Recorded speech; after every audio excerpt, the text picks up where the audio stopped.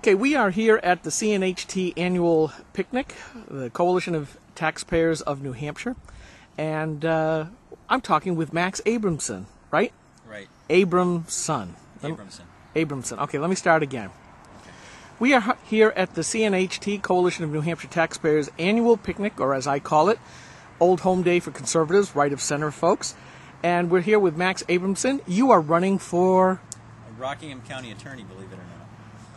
And is this your first run at an elected position? No, I actually serve on my town's planning board, and I previously served as constable and on a budget committee.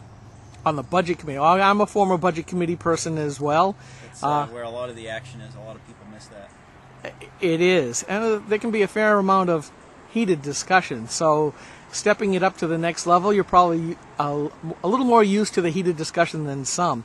Why the county attorney? We have an anti-gun county attorney in Rockingham County, Jim Reams, who I've met a few times. I don't think that he's a bad guy at all to meet when you meet him, but the Rockingham County Attorney's Office has something like 40 people working in it. They've got 22 attorneys prosecuting people almost continuously, and they don't run it like a restaurant. They run it like a fast food restaurant. And they just run people through, innocent or guilty, it doesn't matter. And they've got so many people taking plea bargains, and we're filling up our jails and filling up our prisons with just absolutely people who are not dangerous to anyone. They go after gun owners, they go after pot smokers. I'm certainly not an advocate of drug use, but I don't think that it's marijuana use is a priority enough to be prosecuting people. But I had my own case. I had a housemate, and his friend allowed a lot of people to come over without my permission, and late in the evening I kind of got tired of it and ordered people to leave the house. Well, I asked people to leave the house and eventually ordered them to leave the house, and a few people were reluctant, and with a few people reluctant to go, that kind of held everyone else up. And during the middle of all this, a really bad fight broke out. Actually a really bad fight. One of the bigger guys had another guy down on the ground and was punching him in the back of the head as hard as he could. And so there's blood everywhere, and we're trying to keep people apart. And a woman comes downstairs with an upturned kitchen knife and beer bottle, and she has this hostile look on her face, and she says something really threatening. And I realized that it had gotten so far out of control that it's now a real danger to people's life and safety. It's not just a fight. It's potentially something that could lead to somebody getting really hurt or maybe even killed. So I went to the back door, opened up the slider, and fired a round into the background, kind of like the guy from Farmington. And it was well lit. I made sure that no one was out there. I fired the round, and as soon as I did that, this bigger guy, who turns out to be a leader of a violent gang and has a long violent criminal history himself, charges at me and tries to grab my arm and tries to grab the gun from me, and it took 2 or 3 guys to wrestle him off. So that was a pretty close call. Long story short, all of these career criminals, the Seabrook Police Department let them all go, and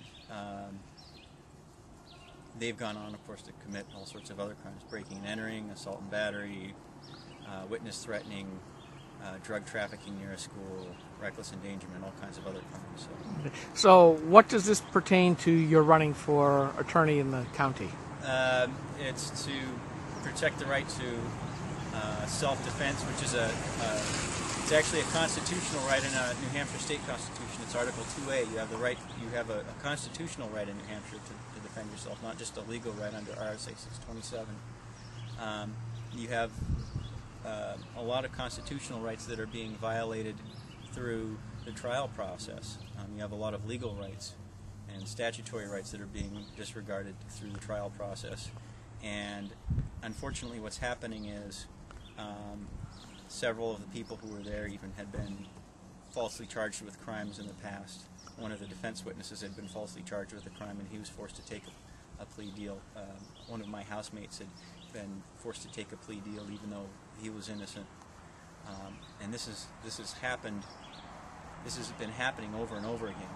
I've been a supporter of Innocence Project, and they found that almost 90% of the people they've exonerated, 88 or 89% of those people were forced to take plea deals for crimes that they didn't commit, that they'd served 10, 15, 20 years for crimes where there wasn't even evidence proving that they committed the crime.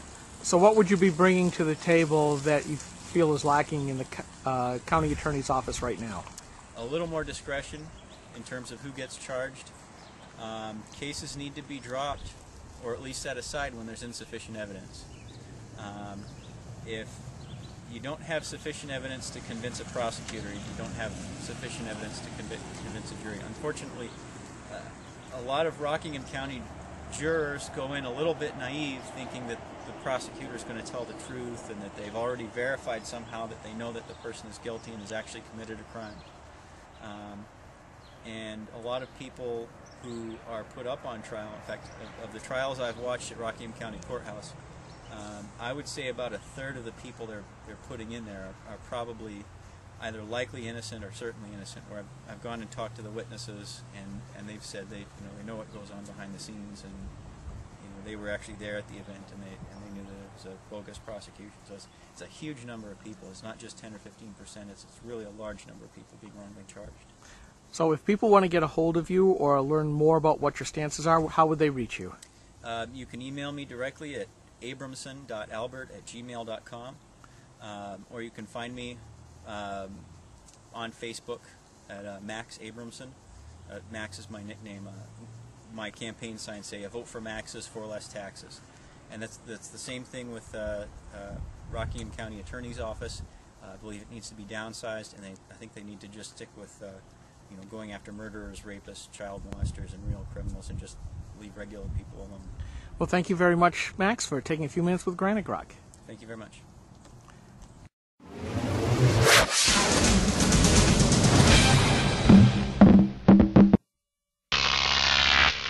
Grok TV.